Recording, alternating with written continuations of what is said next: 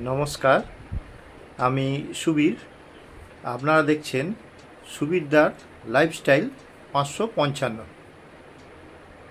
আজকের বিষয়, এই গাছগুলি বাড়িতে আজই লাগান। আমি যে গাছগুলোর কথা বলছি সে গাছগুলি খুবই মানে বাড়িতে লাগানোর পক্ষে উপযুক্ত এবং সমস্ত বাধা বিপত্তি সব দূর হয়ে যায়। বাস্তুমতে এই গাছগুলি বাড়িতে রাখা খুবই শুভ। প্রথমে যে গাছটির কথা বলবো সেটা হচ্ছে তুলসী গাছ। তুলসী গাছ তুলসী গাছ সবাইকার বাড়িতেই থাকে। সমস্ত হিন্দু বাড়িতেই তুলসী গাছ থাকে, ঠিক আছে। এবং তুলসী মঞ্চ রাখতে হয়, তুলসী মানে খুব যত্ন করে রাখতে হয়। যাদের মঞ্চ নেই তারা একটু চার সাইড ইট দিয়ে ঘিরে মঞ্চের মতনই করে নেন, নিয়ে তাতে মাটি ফেলে তুলসী গাছ করেন। সকালে এবং সন্ধ্যাবেলা সেখানে ধূপ দেওয়া হয়। আর সন্ধ্যাবেলা তো ধূপ বাতি দেখাতেই হয় তুলসী তলায়। তা এই তুলসী গাছের গুরুত্ব অপরিসীম, ঠিক আছে। বাস্তবতে এই গাছের গুরুত্ব অপরিসীম এবং আপনি এবং আপনার পরিবারে যারা আছে তারা সকলে কোনো শুভ কাজে যাচ্ছে, তুলসী তলায় প্রণাম করে, তুলসী গাছকে প্রণাম করে যদি বেরোয়, তাহলে কার্যসিদ্ধি হয়। আর তুলসী গাছ সমস্ত বিপদ দূর করে। দেখবেন যে তুলসী গাছ বাড়িতে যদি কোনো বিপদ আপদ এসে থাকে, দেখবেন যে গাছ আস্তে আস্তে কালো হয়ে যায়, গাছ ঝলসে যায়। এবং মানে তার নিজের তুলসী গাছের ওপর দিয়ে বিপদটা যায়। এবার হচ্ছে কি, ধরুন তুলসী গাছের নানা উপকার আছে। তুলসী গাছ তো সব পুজোতেই লাগে। সব পুজোতে বলতে বিষ্ণুর পুজো আর কি, তুলসী ছাড়া একদম চলে না। আর তুলসী সাধারণত কবিরাজি ওষুধ হিসাবেও তুলসী পাতার ব্যবহার আছে। একটু সর্দি বা গলা খুসখুস করলে তুলসী পাতা তুলে তাতে ভালো করে ধুয়ে নিতে হয়, ঠিক আছে। ধুয়ে টুয়ে নিয়ে ওই তুলসী পাতা একটু মধু বা লবঙ্গের সঙ্গে একটু চিবিয়ে খেলে গলা ক্লিয়ার হয়। এবং তুলসীকে তো আমরা দেবতা হিসাবে মনে করি এবং তুলসীকে তাই দৈনিক পুজো করি। এই গাছটা সবাইকার বাড়িতেই আছে।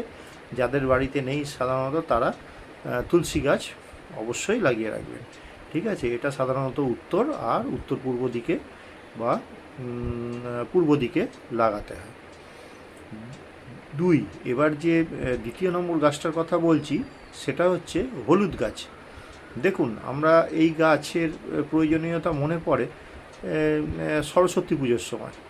সকালবেলা একটু কাঁচা হলুদ থেঁতো করে সবাই হাতে মুখে একটু মাখে, ওই দিন হলুদ মাখতে হয় বলে বসন্ত পঞ্চমী। এছাড়াও অন্যান্য কাজে, ধরুন বিবাহ উৎসবেও হলুদ লাগে। এছাড়া কবিরাজি ওষুধ হিসাবেও হলুদের ব্যবহার হেভি উপকারী। কাঁচা হলুদের সঙ্গে একটু আখের গুড় নিয়মিত যদি অল্প করে খাওয়া যায় প্রত্যেক দিন সকালবেলা খালি পেটে, তাহলে কৃমি নাশ করে এবং লিভারের কোনো দোষ থাকে না। বা যদি লিভারের কোনো দোষ থেকে থাকে তাহলে আস্তে আস্তে কেটে যায়। এবং এই হলুদ গাছের গুরুত্ব অপরিসীম, ঠিক আছে। হলুদ গাছ বাড়ির যে কোনো জায়গায় রাখা যায়। এই গাছের ফলে কি, এই গাছ রাখলে পরে কি হয়, বাস্তুমতে এই গাছ রাখতে হয় সব গৃহস্থের বাড়িতেই।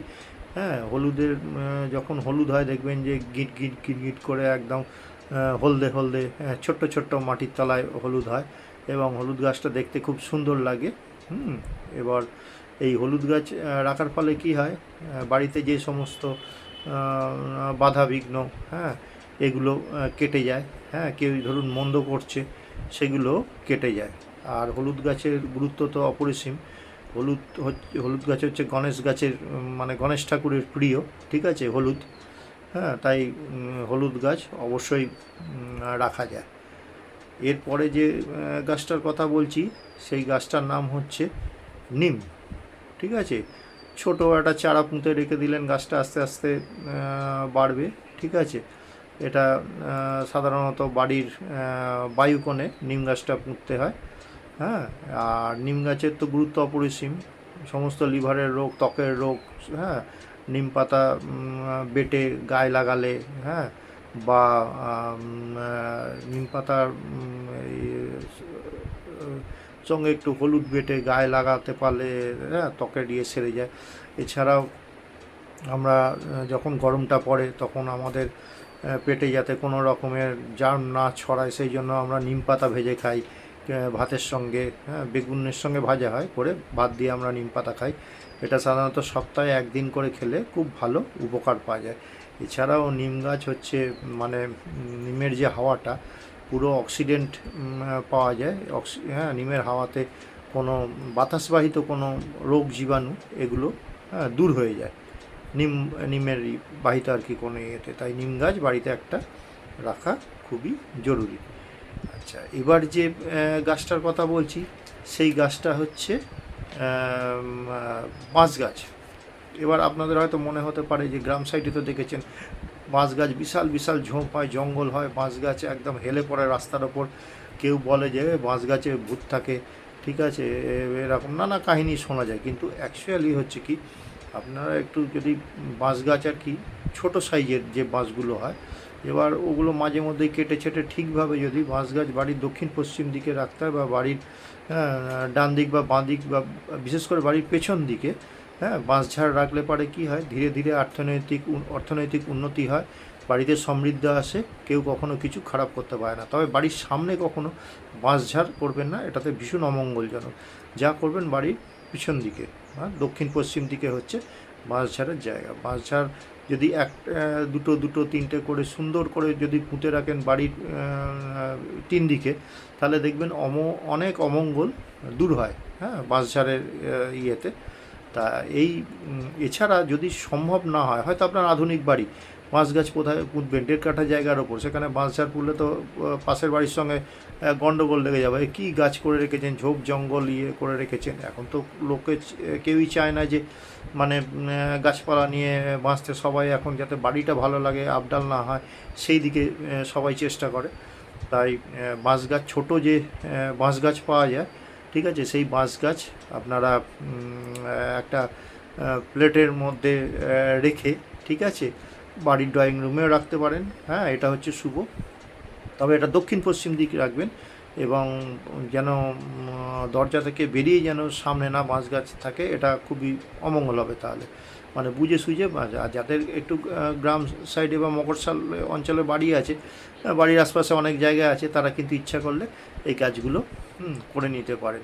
তুলসী গাছ তো সবাইকার বাড়িতে রয়েছে, হলুদ গাছ অবশ্যই রাখবেন, হ্যাঁ, এরপর হচ্ছে এই বাঁশ গাছও রাখলেন, ঠিক আছে, আর নিম গাছ একটা রাখবেন, হ্যাঁ, এই গাছগুলো ভীষণ উপকার পাওয়া যায়। তাই আমি বললাম যে আজই এই গাছগুলো বাড়িতে লাগান, দেখবেন অনেক বিপদ আপদ কেটে যাবে এবং বাস্তবতে এই গাছগুলো বাড়িতে রাখা শুভ। আশা করি ভিডিওটা আপনাদের ভালো লাগলো, আপনারা সাবস্ক্রাইব করবেন, হ্যাঁ, আর আপনারা লাইক করবেন, শেয়ার করবেন। আপনারা ভালো থাকবেন, আপনারা সুস্থ থাকবেন, আপনারা ভালো থাকবেন। আজকের মতো ভিডিওটা এখানেই শেষ করছি। নমস্কার।